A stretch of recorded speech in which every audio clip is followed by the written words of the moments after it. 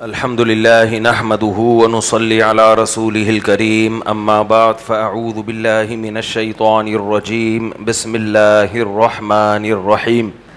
میں نے جو قرآن مجید کی آیت تلاوت کی ہے والذین آمنوا اشد حبا للہ، ایمان والے لوگ اللہ سے محبت میں بہت شدید ہوتے ہیں. اس آیت پر میں کئی بار درس دے چکا ہوں، لیکن بعض آیتیں اتنی اہم ہوتی ہیں کہ ان پر مختلف مثالوں کے ذریعے ان کو بار بار ریپیٹ کرنا پڑتا ہے. قرآن میں بھی اللہ نے ایک ہی مضمون کو بار بار دہرایا ہے، بہت سارے مضمونوں کو اللہ نے بار بار دہرایا ہے.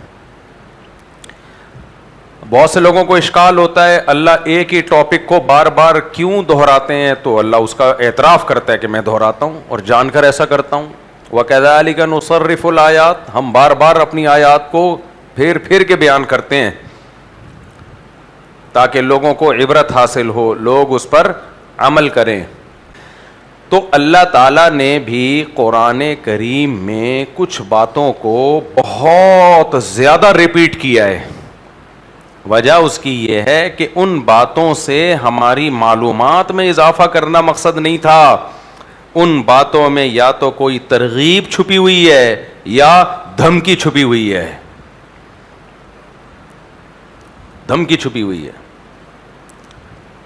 میرا خیال ہے قرآن میں جتنا جنت اور جہنم کے تذکرے کو ریپیٹ کیا ہے شاید کسی اور ٹاپک کو اتنا ریپیٹ نہ کیا ہو. حالانکہ اگر اللہ ہمیں قرآن میں ایک مرتبہ بتا دیتا کہ موت کے بعد دوبارہ زندگی ہے اور اس زندگی میں تمہیں جنت ملے گی میدان حشر کے بعد، اگر تم نیک اعمال کرو گے اور اگر برے اعمال کرو گے تو جہنم کی آگ میں جاؤ گے، نالج کے لیے ایک مرتبہ بتا دینا کافی تھا یا نہیں تھا؟ کافی تھا. دیکھو حکومت ایک دفعہ اناؤنس کر دیتی ہے میٹرک میں اگر اس سے کم نمبر ہوئے تو فیل سمجھے جاؤ گے، کم سے کم اتنی پرسنٹیج ہوئی تو پاس سمجھے جاؤ گے. ایک دفعہ حکومت نے، میرا خیال ہے انگریز کے دور میں یہ قانون بن گیا، بار بار اعلان بھی نہیں کیا جاتا، ریپیٹ بھی نہیں کیا جاتا، ساری دنیا کو پتا ہے بھائی اتنے نمبر سے انسان پاس ہو جاتا ہے، اتنے نمبروں سے فیل ہو جاتا ہے، ختم. جنت کو بار بار بیان کیا. وجہ اس کی یہ نہیں ہے، وجہ اس کی یہ ہے کہ اللہ جنت کے بارے میں نالج دینا نہیں چاہتے، جنت والے اعمال پہ اللہ ہمیں ابھارنا چاہتے ہیں. جب اللہ ابھارنا چاہتے ہیں تو پھر بار بار جنت کو ریپیٹ کیا، اللہ نے بار بار جنت کو ریپیٹ کیا. بعض دفعہ بچے رات کو 2:30 بجے ایسے ایکٹیو ہوتے ہیں جیسے ابھی صبح صبح سو کے اٹھے ہوں، کہہ کے لگا رہے ہوں گے، کلابازیاں کھا رہے ہوں گے. آدمی کہتا ہے بھائی یہ کوئی ٹائم ہے یار، نہیں کھیلو ہمارے ساتھ. ابھی ہمارے حضرت فرماتے تھے بچے غیر مقلد ہوتے ہیں. بچے کیا ہوتے ہیں؟ ہر بات پہ ان کو دلیل چاہیے لیکن دلیل سمجھنے کی صلاحیت نہیں ہوتی. ہر بات پہ ان کو ریفرنس چاہیے. کیوں؟ سوال بہت کرتے ہیں نا، کیوں؟ ہر بات پہ پوچھیں گے کیوں. اب ان کو بٹھا کے سمجھاؤ، ایک بات پہ ایک نیا سوال کھڑا کر دیں گے، دوسری بات پہ نیا سوال کھڑا کر دیں گے. جبکہ آپ گوروں کے ملک میں جاؤ، آپ کو گھروں میں ایسی ٹینشن بولو نہیں ملے گی، سکون کا ماحول ہے، کہیں آواز نہیں آئے گی با با با کر کے چیخ رہا ہے اور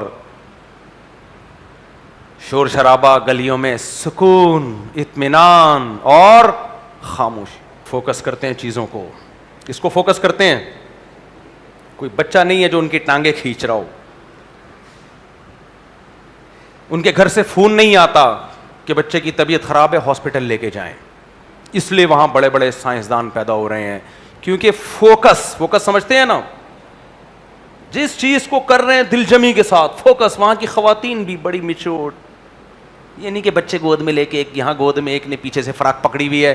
ہمارے یہاں جو مارکیٹ میں خواتین جا رہی ہوتی ہیں، ایک بچہ ادھر سے کھینچ رہا ہے، امی گنے کا جوس پلا، میرے کو گنے کا جوس پلا. دوسرا کہتے ہیں نہیں امی وہ خربوزے والا آیا ہوا ہے. ہم تو اپنی امی کے ساتھ ایسے ہی کرتے تھے. ہم 4 بہن بھائی قریب العمر تھے. ہماری امی اگر ہمیں کبھی مارکیٹ لے جاتی تو ہم نے امی کا بیڑا غرق کر دینا ہوتا. بعض عورتوں میں یہ چھچور پنا نہیں. ان کی امیاں جب مارکیٹ جاتی ہیں تو بچے ہی نہیں ہوتے. بچے ایک آدھ وہ بھی بڑا ہو گیا اور وہ بھی ایک کیا کرے گا. وہ کیا تنگ کرے گا؟ کوئی گنے کے جوس ایسے نظر بھی نہیں آ رہے وہاں پہ نا, وہ بڑا ہائیجینک قسم کا گورنمنٹ خود ہی گھر میں لا کے پہنچا دے گی ان کا. یہ سارا کمپیئر کرتے ہیں لوگ, ایک وہ ہیں اور ایک یہ جاہلوں کا معاشرہ. برساتی مینڈکوں کی طرح بچوں کی کمبختوں نے لائن لگا دی. کوئی بات نہیں, بڈھے ہو رہے ہیں تو ہو جائیں گے, اور کیا مر, ابھی تو بڈھے بھی غنیمت ہے, کل مرے ہوئے ہوں گے, چشمہ لگا کے بھی نہیں دیکھ پائیں گے. تو اس لیے ان چیزوں میں دل نہ لگاؤ, یہ پرسنالٹی ٹوپی ڈرامہ ہے, یہ سمجھ میں آ رہی ہے بات. سیار رہو ذہنی طور پر, عورت بھی مرد بھی. اب آپ کہتے ہم تو تیار ہیں, نہیں نہیں نہیں نہیں, آپ تیار نہیں ہیں, نہ عورت تیار ہے نہ مرد تیار ہے. اگر آپ ذہنی طور پر بڑھاپے کے لیے تیار ہوتے تو پہلے سے ابھی سے پلاننگ کر کے بیٹھے ہوئے ہوتے کہ بڑھاپے میں کرنا کیا ہے, اور سب سے بڑی پلاننگ ہے بچے پیدا کر کے بیٹھے ہوئے ہوتے کہ بڑھاپے میں یہ ٹھش پش نہیں چلے گا, بڑھاپے میں آپ کی اولاد ہی آپ کو اٹھائے گی, کھلائے گی, پلائے گی, اور آپ کی جو ہے کھانسی کا علاج کرائے گی, آپ کو فالج ہو گیا تو اس کا علاج کرائے گی. لیکن 50 سال کے لوگوں کو میں دیکھ رہا ہوں, وہ ابھی تک انہوں نے بڑھاپے کے لیے پلاننگ نہیں کی, وہ کم بخت اپنے آپ کو جوان سمجھ رہے ہیں. اور 40 سال کی خواتینیں ابھی تک فیوچر بنانے میں لگی ہوئی ہیں کہ ایکچولی ابھی شادی وادی نہیں کرنی, ایکچولی ہم نے, بھائی صاحب ابھی آپ کے پاس چانس ختم ہونے والا ہے, ابھی تو ڈینٹنگ پینٹنگ سے چلا لیا حساب کتاب, 5 سال کے بعد یہ ڈینٹنگ پینٹنگ بھی کام نہیں آئے گی, پتہ چلے گا کہ یہ عمر گزر چکی ہے, اور ریٹائرمنٹ بھی ہونی ہے. ریٹائرمنٹ کے بعد کوئی لفٹ بھی نہیں کرائے گا آپ کو. اس سے پتہ چلتا ہے ہم میں سے کوئی بھی نہ موت کے لیے تیار ہے اور نہ بڑھاپے کے لیے تیار ہے. میں اپنے شیخ کا واقعہ اکثر سناتا ہوں نا, کتنے صحت مند تھے, 60 سال کی عمر میں گھٹنوں میں درد شروع ہو گیا حضرت کے, اور بیٹھ کے نماز شروع کر دی. ڈاکٹر نے کہا یہ دوا کھائیں آپ کے گھٹنے ٹھیک ہو جائیں گے. فرمایا بس 60 سال ہو گئے, اب گھٹنے نہیں ختم ہوں گے تو اب کب ہوں گے. یہ تھے ذہنی طور پہ تیار. کہا بس خی رہی ہے, اب بیٹھ کے پڑھیں گے نماز, اب 60 سال کے ہو گئے اب کیا. لیکن اللہ کا فضل کے خود ہی ٹھیک ہو گئے گھٹنے ان کے, کیونکہ جو خوش رہتا ہے اس کے گھٹنے ٹھیک ہو جاتے ہیں. سمجھ آ رہی. اور جو اس ٹینشن میں کہ ہائے ہائے ہائے ہائے ہائے لوگ کیا کہیں گے, بڈھا ہو گیا, کوئی بات نہیں, ہو گیا تو ہو گیا, ختم. کیا خیال ہے. تو ہمارے محلے میں حکیم صاحب تھے, ان کا بھی 90 سال میں انتقال ہوا. دہلی کے حکیم تھے, 80 سال کی عمر میں ان کی حالت یہ تھی کہ کسی کا بازو پکڑ لیتے نا, چھڑوانا ممکن نہیں تھا. ہم 20-22 سال کے تھے اور ان سے بازو نہیں چھڑوا سکتے تھے, ایسے کڑک اور لال ٹماٹر. ان کا ایک ملفوظ اکثر مجھے یاد رہتا ہے, کہتے تھے بیٹا ایک بات یاد رکھنا, دبلا حکیم اور موٹا فقیر اس پہ کبھی اعتماد مت کرنا. دبلا حکیم کہ اگر تیرے پاس صحت کے نسخے ہیں تو خود اتنا باریک کیوں ہے, تو اپنے آپ کو تو نے ٹھیک کیا نہیں. اور موٹا فقیر کہ اگر تو واقعی فقیر ہے, غریب ہے, تو اتنا موٹا کیسے ہو گیا, تجھے تو اضافی کھانے کو مل رہا ہے. بڑے خوش طبع تھے وہ حکیم. تو وہ حکیم صاحب شاید عمر اس لیے بھی زیادہ تھی کہ خوش مزاج تھے. سمجھ میں آ رہی ہے بات. تو بات سے بات نکل جاتی ہے, موضوع سے میں ہٹ جاتا ہوں. تو لوگ کمپیئر کرتے ہیں, ایک وہ ہیں اور ایک ہم ہیں, کہہ رہے ہوتے ہیں نا ایسے. تو میں مثال دے رہا تھا, کبھی بھی عقل مند آدمی پیکنگ سے متاثر نہیں ہوتا کہ خوبصورت پیکنگ میں آپ نے ایک چیز بنا کے پیش کر دی. تو یاد رکھو, مغربی دنیا کی جو خوشی ہے اور مغربی دنیا کی جو کامیابی ہے, یہ کامیابی نہیں ہے, یہ پیکنگ ہے, بہت خوبصورت اور بہت اچھی. مثال کے طور پر یہ جو میں نے منظر کھینچا ہے ٹرینوں کا کہ بچوں کے چیخنے چلانے کی, رونے کی آوازیں نہیں آ رہی. پوری ٹرین میں بمشکل 2 بچے ہوں گے, انجن سے لے کے آخری ڈبے تک. صحیح ہے نا, بمشکل کتنے جو نسل بچانے کے لیے انہوں نے پیدا کی ہیں, نسل بچانے کے لیے کہ کچھ تو ہوں.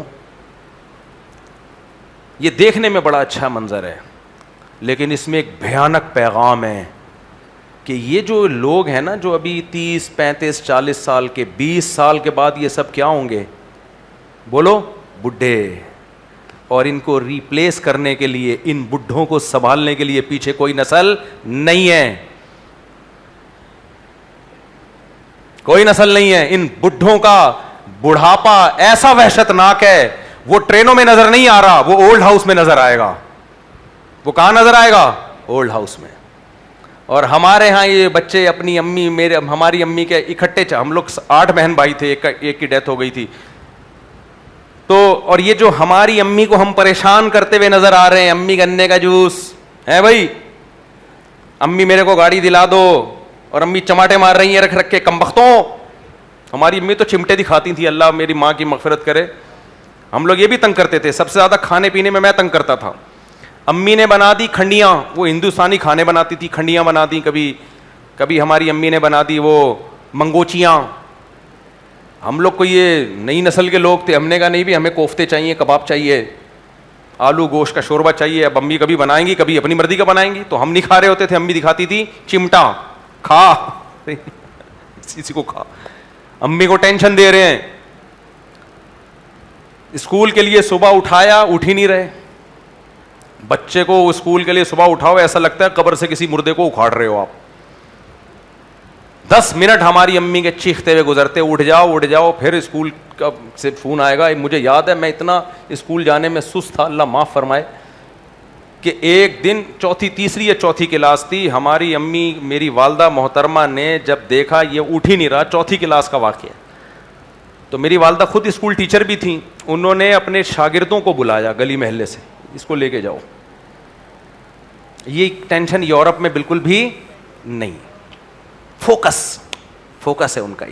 ہماری امی کا فوکس ہو سکتا تھا, پراٹھا بنانے پہ فوکس نہیں ہو سکتا تھا, قوم کی ترقی پہ کیا فوکس ہوتا.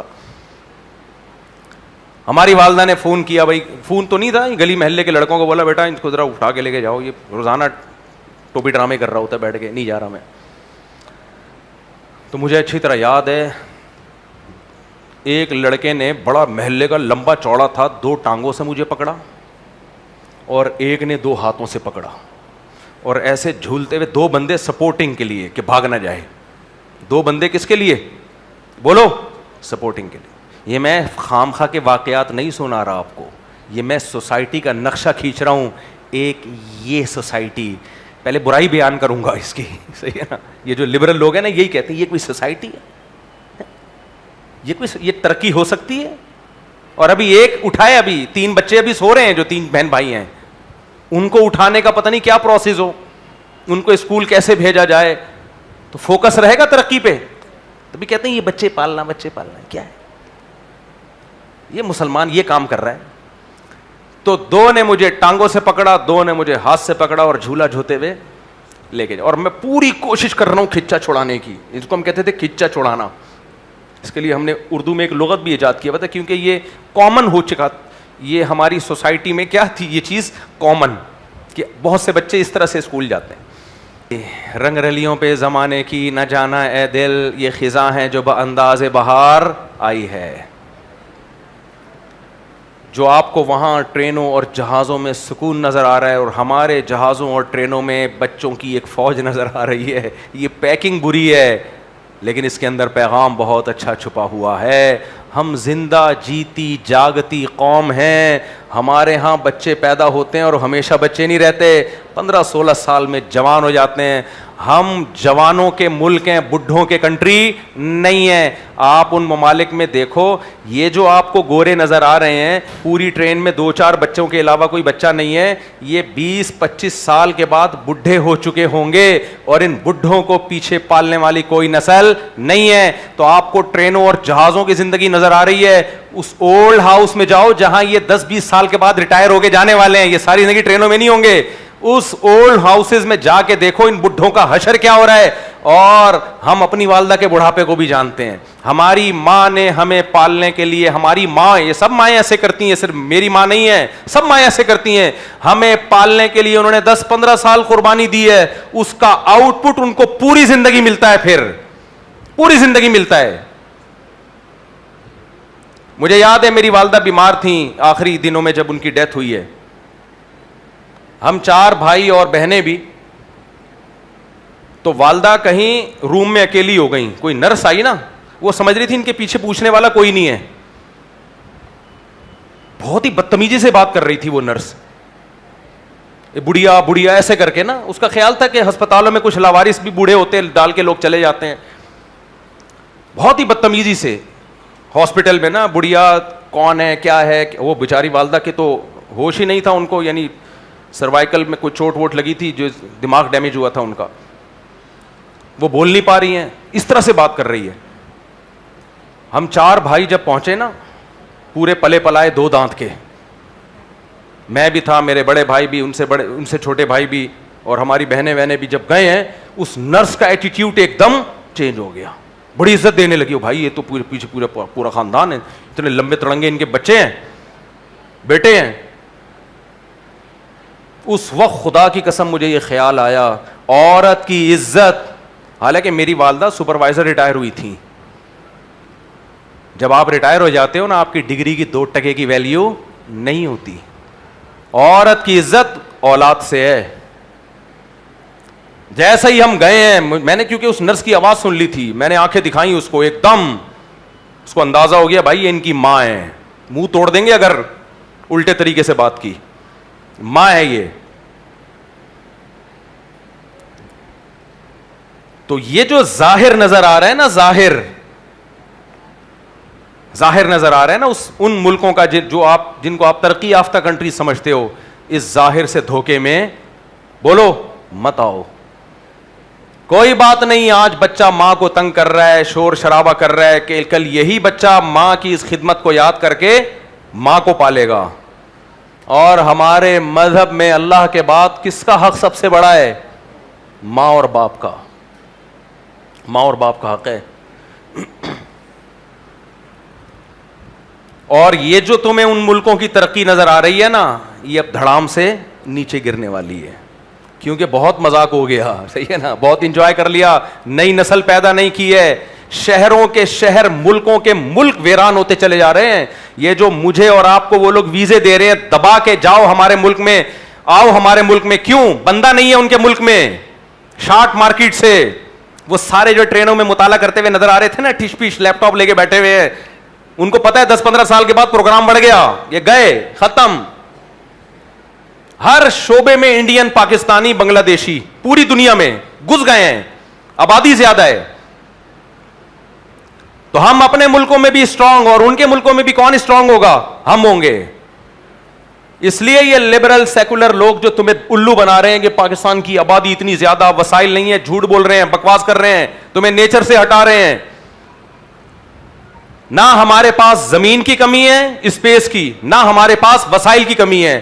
ہمارے پاس اگر کمی ہے, ایماندار حکمرانوں کی کمی ہے. ہم پہ کرپٹ لوگ مسلط ہیں. ایسے میں میرے بھائی ہمارے پاس 2 ہی چیزیں پازیٹو ہیں, ایک مذہب اور ایک آبادی. یہ 2 چیزوں کو بھی ختم کر دیا تو ہمارا پروگرام تو بڑھ گیا. مثال کے طور پر ہماری والدہ کے بچے نہ ہوتے یا ایک آدھ ہوتا, ساری ذمہ داری ایک پہ آتی. پاکستان میں اولڈ ہاؤس ہوتے, گورنمنٹ کے ہوتے, بوڑھے لوگ اولڈ ہاؤس میں جا کے رہتے, ان کو وہ عزت ملتی جو گھر میں اولاد سے ملتی ہے؟ جواب دو نا, بولو بھائی. نہیں ملتی. اور ہمارے اولڈ ہاؤس گورنمنٹ بناتی. گورنمنٹ نے اسکولوں کا کیا حشر کیا ہوا ہے, اولڈ ہاؤسز کا حشر اس سے زیادہ برا ہوتا. اس لیے ان 2 چیزوں پہ فخر کرو, ایک مذہب پہ اور ایک بڑھتی ہوئی آبادی پہ. یہ ہمارا سرمایہ ہے. اسلام دین فطرت ہے, نیچر کا دوسرا نام ہے. اسلام آپ کو نیچر کے اگینسٹ جانے کی اجازت نہیں دیتا. نیچر آپ سے اولاد کی کثرت چاہتی ہے. کیوں؟ اس کی میں ایک دلیل دے کے بس ٹاپک کو چینج کرتا ہوں, ختم کرتا ہوں. نیچر آپ کو بھوک کیوں لگاتی ہے بتاؤ؟ تاکہ آپ ایوائڈ کرو یا کھانا کھاؤ؟ بولو نا. بھوک اس لیے لگاتی ہے تاکہ کھاؤ. کھلانے کے بعد اس کا سائنٹیفکلی جو منطقی نتیجہ نکلتا ہے وہ کیا نکلتا ہے؟ خون بنتا ہے باڈی میں. یہی ہوتا ہے نا, اس باڈی میں خون بننے کا نتیجہ کیا نکلتا ہے؟ طاقت آتی ہے, آپ زندہ رہتے ہو. یہی ہے نا. اب اگر کوئی کہے کہ نہیں کھاؤ نہیں, فطرت سے لڑے گا کہ نہیں لڑے گا؟ وہ کھانا چھوڑ دو ہیں. یا اگر کوئی کہے کھاؤ مگر خون نہ بننے دو, صحیح ہے نا, تو یہ بھی فطرت سے جنگ ہے یا نہیں ہے؟ تو اس کے نتائج اچھے نکلیں گے برے نکلیں گے؟ برے. یاد رکھ, سب سے بہترین علاج ڈپریشن کا کیا ہے؟ عورت کے لیے بھی مرد کے لیے بھی. عورت کی گود میں بچہ ہوگا, اس کی زندگیوں میں رنگینیاں ہوں گی. عورت کو اپنے بچے سے زیادہ کسی سے عشق اور محبت نہیں ہوتی. مثالیں دی جاتی ہیں ماں کی محبتوں کی. آپ نے اس کی محبوب نعمت اس کی گود سے چھین لی اور آپ چاہ رہے کہ وہ ترقی کر کے خوش رہے گی. نہ, وہ چاند پہ پہنچ جائے گی, خوش نہیں ہو سکتی وہ. تو گھروں میں رونقوں کو ویران مت کرو اپنے گھروں میں. یہ ٹھش پش قسم کے لبرل آئے ہوئے ہمیں الو بنا رہے ہیں, ہمیں سکھا رہے ہیں کہ مولوی کی باتیں ہوتا ہے, ان کو تو کچھ نہیں پتا, ہمیں آپ سے زیادہ پتا ہے. کوئی بات نہیں اگر بچے ماں کو تنگ کرتے ہیں امی کرنے کا, یہی تو خوشیاں ہیں یار. کیا خیال ہے, یہی تو خوشیاں ہیں, یہی تو انجوائمنٹ ہے. یہ چاہیے, وہ چاہیے, ایسا چاہیے, یہ چاہیے. یار گھر میں رونق ہے. ہمارے نانا سے لوگ پوچھتے تھے گھر میں خیریت ہے, کہہ رہے ہیں خیریت کم بختوں کے یہاں ہوتی ہے, ہمارے یہاں تو اولادیں ہیں بھائی, کچھ نہ کچھ ٹینشن چلتی رہتی ہے. خیریت ان کم بختوں کی ہوتی ہے. 1000 گز کا بنگلہ ہے, ایک عدد میاں بیوی, ایک بچہ, وہ بھی امریکہ میں, اور یہ دونوں بڈھے جنہوں نے اس بچے پہ ساری انویسٹمنٹ کر دی, اور بڑھاپے میں بھی وہ بچہ ان کم بختوں کے ساتھ نہیں ہے. اور یہ ایک دوسرے کا منہ دیکھ دیکھ کے اپنی ڈگریاں, اکثر یہ بوڑھے پھر احساس کمتری میں جاتے ہیں اور اپنی جوانی کے واقعات لوگوں کو سنا رہے ہوتے ہیں. میں ایسا تھا, میں ایسا تھا, میں یوں کیا, میں نے یوں کیا. بھائی صاحب اب آپ کی سننے والا دنیا میں کوئی بھی نہیں. جو آپ کی اولاد تھی وہ تو آپ نے روک لی قوم کے وسیع تر مستقبل کی خاطر. اس لیے میرے بھائی ہمارے پاس مذہب ہے, ہمارے پاس اسلام ہے, ہمیں لوگوں کی باتوں میں آنے کی چنداں ضرورت نہیں ہے. تو میں ٹاپک کیا لے کے چلا تھا, میں کہیں اور نکل لیا. ٹاپک یہ لے کے چلا تھا کہ اللہ نے ایک موضوع کو بار بار ریپیٹ کیا ہے. وہ موضوع کیا ہے؟ اللہ سے محبت کرو. والذین آمنوا اشد حبا للہ. ہم دنیا سے محبت کرتے ہیں, ڈپریشن کے سوا کچھ بھی حاصل نہیں ہوتا. اچھا لوگ مجھے کہتے ہیں مجھے اس سے فلانی سے اتنی محبت ہے میں رہ نہیں سکتا. میں اس سے کہتا ہوں کم بخت تجھے ہے, اس کو نہیں ہے. تو وہ دنیا کی بڑی سے بڑی بے وقوف ہوگی اگر تیری محبت کی خاطر وہ تجھے ٹائم دینا شروع کر دے. کیونکہ تجھے اگر اس سے محبت نہ ہوتی تو ٹائم دیتا نہیں دیتا. تو وہ اس کو نہیں ہے تو کیوں دے گی بے وقوف آدمی. یہ دنیا کی محبت ہے میرے بھائی, ٹائم پاس کرنے والی ہے. اصل محبت کس کی ہے؟ اللہ کی ہے. ایک صاحب کہنے لگے یہ آج کل لونڈے لپاڑوں میں نا یہ بڑی بکواس کرنے لگے ہیں کہ مجھے سچی محبت ہے. بس یہ آخری بات کر کے سچی مچی کا بیان کرتا ہوں. یہ میرے سامنے نہ بولا کرو, منہ توڑ دوں گا میں تمہارا. جب کوئی لونڈا لپاڑا کہتا ہے نا میرے کالج میں ایک لڑکی پڑھتی ہے مجھے اس سے سچی محبت ہے, تو میرا دل چاہتا ہے اس کو کھینچ کے پوری 5 انگلیاں چھاپ دوں یہاں پہ. بھائی تو یہ بول دے مجھے محبت ہے, ختم. میں تھوڑی پوچھ رہا ہوں کس قسم کی ہے, کیوں ہے تیرے کو اس سے سچی محبت؟ تکلیف سے تجھے جنا ہے؟ تجھے صبح مار مار کے اسکول بھیجتی تھی, وہ تمہیں صبح روزانہ پراٹھے کھلاتی تھی ہے بھائی, شام کو تیرے لیے چائے بناتی تھی, تیرے لیے راتوں کو اٹھ کے تہجد میں دعائیں مانگتی تھی, تیرے غم پہ روتی تھی, تیری خوشی پہ ہنستی تھی. ماں سے سچی محبت نہیں ہے بغیرت کو. ماں روٹھ جائے ایک دن بھی اس کی نیند خراب نہیں ہوگی, وہ روٹھ گئی ہے تو پاگل ہو رہا ہے. اب سچی محبت نہیں, ٹھڑک ہے ٹھڑک, تو ٹھڑک کو ٹھڑک ہی کہو, ہوتی ہے سب میں ہوتی ہے, مرد ہے تو ہوگی ٹھڑک. اس کو سچی محبت کا لیبل لگا کے پاکیزہ بنانے کی کوشش بولو مت کرو. بولو مفتی صاحب ٹھڑک بہت زیادہ بڑھ چکی ہے میری, بس یہ بولا کرو میرے سامنے آ کے, ٹھڑک سے پاگل ہو گیا ہوں, سب کو علاج بتاؤ. یہ نہیں بولو سچی, یہ انڈین فلموں سے سیکھا ہے لوگوں نے سچی محبت.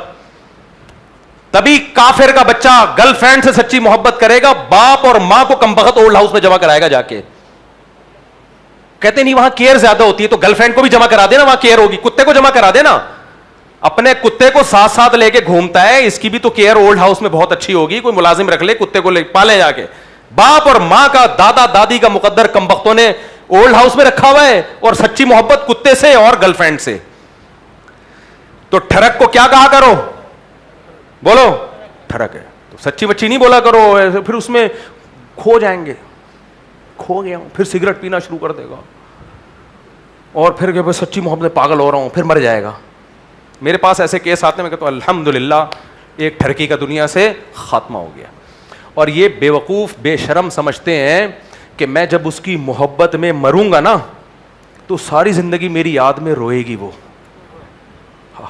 اس کو ایک میسج چلا جائے گا, کوئی تیرا سچا عاشق تھا. بھائی صاحب یہ فلموں کی دنیا ہے, اوریجنل نہیں ہے یہ, وہ نہیں یاد کرے گی. 3-4 دن ہو سکتا ہے تھوڑا سا سوچے, اس کے بعد جمشید سے لائن سیٹ کر لے گی.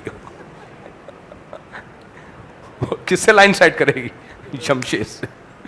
جمشید بھی اگر مر گیا غفار, ستار, وسیم اور صفوان, عفان, اور کیا ہے, ولید, بہت سارے نام ہیں, اسامہ, رفیع. تو بہت سارے مرد کم نہیں ہے مارکیٹ میں. تو بے وقوف. اور پھر پتہ ہے کیا کرے گی, بس سچی مچی کا آخری, پھر تیری قبر پہ جمشید کے ساتھ آئے گی فاتحہ پڑھنے کے لیے. پھر آپ قبر کے اندر لیٹے لیٹے یہ شعر پڑھو گے, سات غیروں کے میری قبر پہ آتے کیوں ہو. پہلے اردو میں ترجمہ کر لو نا, پھر شعر کا مزہ ہے. اردو میں جلانا کہتے ہیں زندہ کرنے کو, اور جلانا سڑانے کو, جیلس کرنے کو. تو مردہ اصل میں بزبان حال یہ بتانا چاہ رہا ہے کہ میں خودکشی کر کے تیری محبت میں کم بخت مر گیا, تو اب اکیلی آ جانا میری قبر پہ فاتحہ پڑھنے کے لیے, یا اپنی بہن کے ساتھ آ جا, امی کے ساتھ آ جا, باپ کے ساتھ آ جا, فاتحہ پڑھ, تاکہ میں جلا مجھے مل جائے, مجھے ایک نئی زندگی مل جائے. دنیا سے واپس تو نہیں آ سکتا, لیکن قبر میں تھوڑا سا انجوائے کر لوں گا یار, چلو ایک زندگی مل جائے گی. تو کم بخت آ بھی کس کے ساتھ رہی ہے, نئے بوائے فرینڈ کے ساتھ, جمشید کے ساتھ. تو اس پہ مردہ اندر سے شعر کہتا ہے, سات غیروں کے میری قبر پہ آتے کیوں ہو, تم جلاتے نہیں مجھ کو تو جلاتے کیوں ہو, تو آگے سڑا رہی ہے. اور مجھے یہ ہے محبت جس کو سچی مچی کہتے ہیں. سچی محبت اللہ سے ہوتی ہے, ماں باپ سے ہوتی ہے, بیوی سے بھی ہو جاتی ہے. شروع میں ٹھڑک ہوتی ہے, لیکن شادی کے بعد وہ محبت میں تبدیل ہو جاتی ہے. بیوی سے ہوتی ہے, بہن بھائیوں سے ہوتی ہے. تبھی اسلام ریلیشن پہ بلیو کرتا ہے, ریلیشن جوڑنے کا حکم دیتا ہے. اس ریلیشن کے علاوہ اسلام کسی اور ریلیشن کو نہیں مانتا. سمجھ میں آ رہی ہے بات؟ تو محبت ان سے کرو جس سے کرنے کا اللہ نے حکم دیا, سکون میں رہو گے. اللہ عمل کی توفیق عطا فرمائے. مفتی صاحب وہ کہتے ہیں کہ ثنا کے بجائے الحمد سے شروع بھی نماز شروع ہو سکتی ہے. نماز اکثر ہو علماء جاتی ایسا ہی ہے, کرتے ہیں. جی جی ہو جاتی ہے. اگر کوئی سبحانک اللہم نہ بھی پڑھے, ڈائریکٹ الحمد سے شروع کر دے تو بھی نماز ہو جاتی ہے. لیکن سنت یہ ہے کہ ثنا سے شروع کرنا چاہیے, سنت یہ ہے. جی جی یونیورسٹی میں کوئی بھی آگے کھڑے ہو جاتا ہے اور نماز پڑھا دیتا ہے, تو ہمیں کیسے پتہ چلے گا کہ اس کا عقیدہ شرکیہ ہے یا نہیں ہے؟ تو پتہ چلانے کی ضرورت ہی نہیں ہے. یہی فرض کر لو کہ مسلمان ہے تو انشاءاللہ توحید والا ہوگا. شریعت نے ہمیں ہر بات میں ٹوہ لگانے کی اجازت نہیں دی ہے. حضرت عمر رضی اللہ تعالیٰ عنہ سفر پہ تھے, تو کہیں تالاب میں پانی نظر آیا, تو کسی نے تحقیق شروع کر دی کہ اس میں کسی کتے نے پانی تو نہیں پیا, ناپاک تو نہیں کر دیا. حضرت عمر نے غصے سے ڈانٹا اس کو.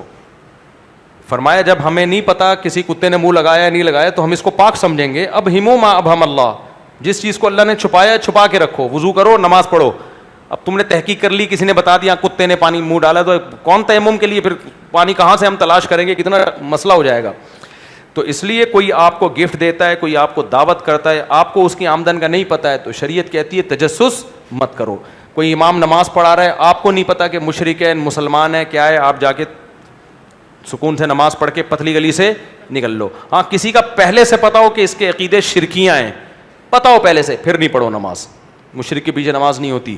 دیکھو جب شادی ہو جائے اور شادی کے بعد پتہ چلا کہ اس لڑکی نے اس لڑکے کی ماں کا یعنی اپنے شوہر کی ماں کا دودھ پیا ہے, اور یہ دونوں رضائی بہن بھائی ہیں, تو اس پہ جب تک دو گواہ پیش نہ کر دیے جائیں اس وقت تک ان کو بہن بھائی نہیں سمجھا جائے گا. دو عادل نیک بندے مرد گواہی دیں کہ ہم اس بات کی گواہی دے رہے ہیں کہ ہم نے اپنی آنکھوں سے دیکھا ہے کہ اس لڑکی کو اس لڑکے کے ماں نے گود میں اٹھا کے دودھ پلایا تھا.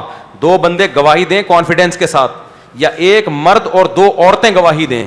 جب تک یہ گواہی نہیں ہوگی تو کوئی اعتبار نہیں ہے, کیونکہ ایسے بہت سارے کیس آتے ہیں, ادھر منگنی ہونے والی ہے, کوئی کباب میں ہڈی بن کے بولتا ہے اس نے تو فلاں کے ساتھ دودھ پیا ہے, تو یہ اس کا کوئی اعتبار نہیں ہے. تو دو بندے گواہی دیں اور وہ بھی عادل ہوں, ان پہ الزام نہ ہو. بعض دفعہ گواہی دینے والا چاہ رہا ہوتا ہے کہ ان کے درمیان طلاق ہو, اس کا کوئی پھڈا چل رہا ہوتا ہے, تو اس کی گواہی معتبر نہیں ہے. جیسے ایک آدمی چاہتا تھا اس لڑکی سے شادی کر لے, اب اس کی شادی جمشید سے ہو گئی, اب یہ آ کے گواہی دے رہا ہے کہ اس لڑکی نے اس کی ماں کا دودھ پیا, اس کی گواہی معتبر نہیں ہے کیونکہ یہ تو خود شادی کرنا چاہ رہا ہے. تو اس لیے اس کیس کو وہاں علماء کے پاس لے کے جائیں, وہ گواہی طلب کریں گے, اس کے بعد فیصلہ کریں گے. اگر یہ ثابت ہو جاتا ہے گواہوں سے, ایویں ہی ادھر ادھر کی باتوں سے نہیں, تو گواہوں سے ثابت ہوتا ہے تو پھر ان کے درمیان جدائی کرائی جائے گی. گواہوں سے ثابت نہیں ہوتا تو وہ بغیر کسی خوف و خطر کے رہیں, اور میاں بیوی ہی ہیں, وہ بہن بھائی نہیں سمجھے جائیں گے. بھابھی کا دیور سے شرعی پردہ ہے, تو ہمارے گھر آؤ, 3 کمروں کا گھر ہے میرا, اور میرا سوتیلا بیٹا ہے, تو چونکہ سوتیلے بیٹے کی بیوی کا پردہ ہے تو اس لیے ہماری بہو ساتھ رہتی ہے, پردہ بھی کرتی ہے. اور 2 بیٹے بڑے جوان ہو گئے, یعنی 3 نامحرم ہیں گھر میں, تو وہ پردہ کر رہی ہے الحمدللہ, گھر کے سارے کام بھی ہو رہے ہیں. جب کمرے سے باہر آئے گی تو چادر ہوتی ہے سر پہ, اسکارف لے کے سارے کام کرتی ہے. تو یہ ہوائی بات ہے کہ ایک گھر میں رہتے ہوئے پردہ نہیں ہوتا.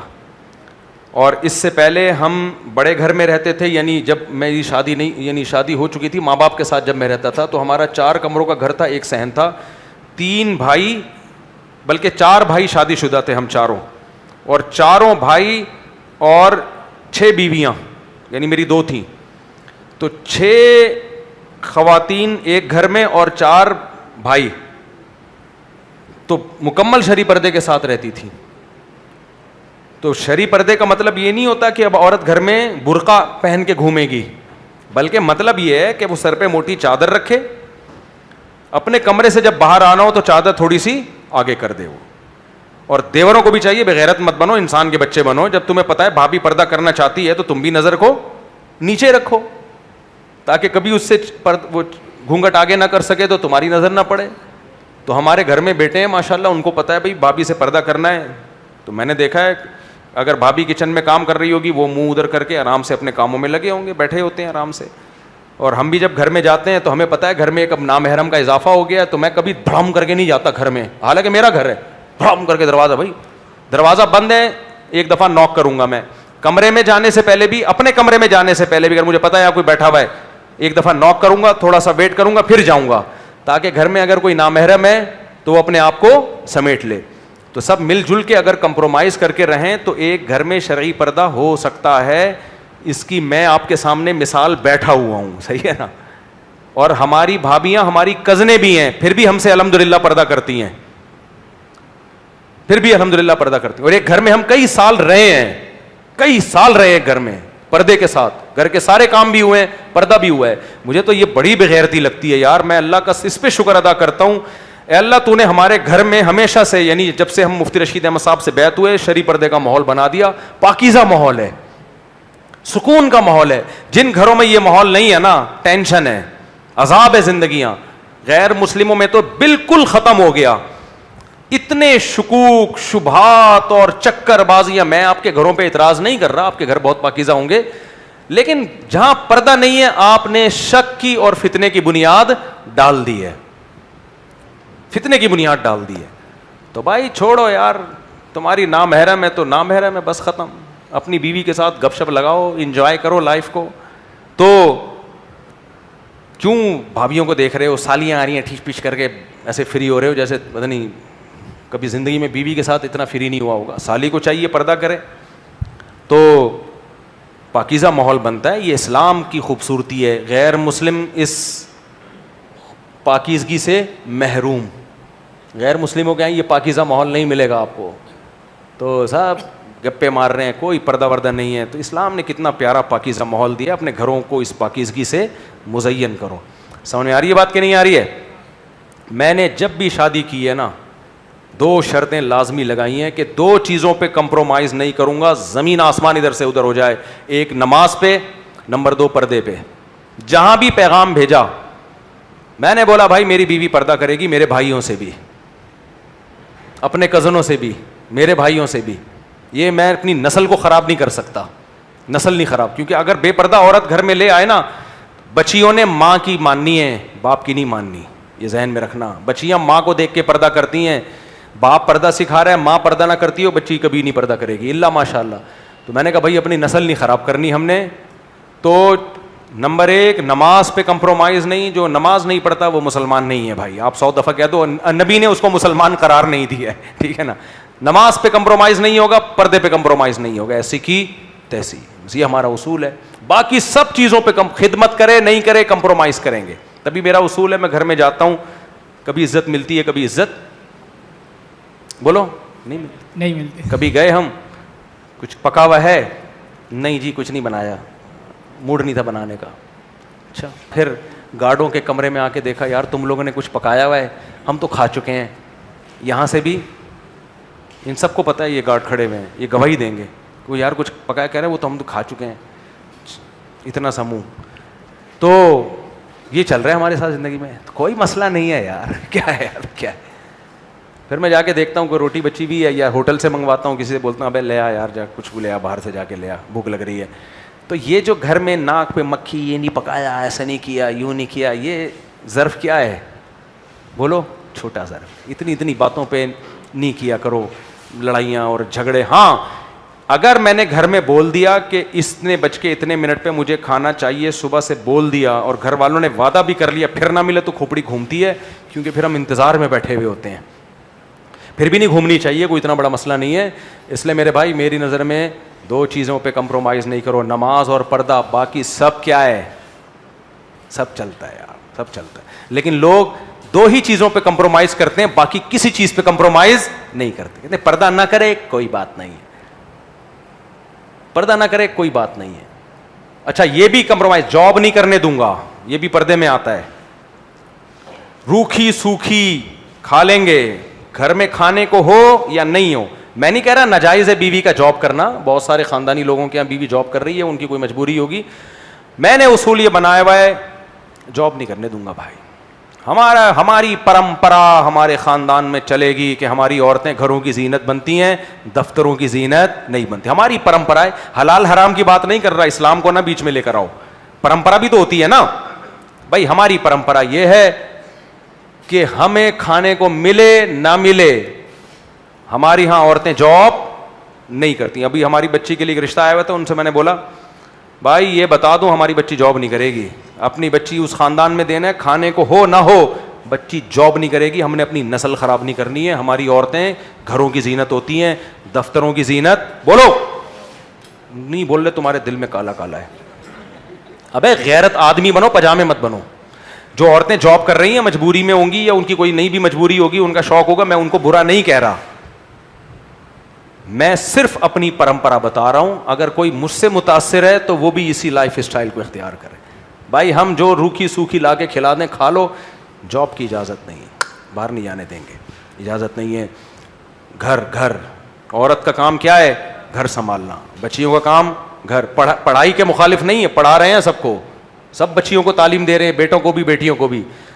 باہر بیٹوں کا کام ہے جانے. اور بہوؤں کے بارے میں بھی اصول بنایا ہوا ہے, بہو گھر میں آئے گی گھر میں رہے گی, جاب نہیں کرے گی. نہیں آئے گی تم لوگ کی سمجھ میں. ابے تم مت متاثر ہو ان گوروں سے, لبرل ٹوپی ڈراموں سے. انہوں نے برباد کر دیا. اور مرد کی آمدن میں اللہ نے برکت رکھی ہے. کیا رکھی ہے؟ برکت. جس دن اس کو عورت کے منہ, عورت کی کمائی مرد کے منہ کو لگ گئی نا, بس پھر مرد بیکار. عورت کی کمائی میں بڑا مزہ آتا ہے مرد کو, جو ہے نا حرام خور قسم کے ہوتے ہیں.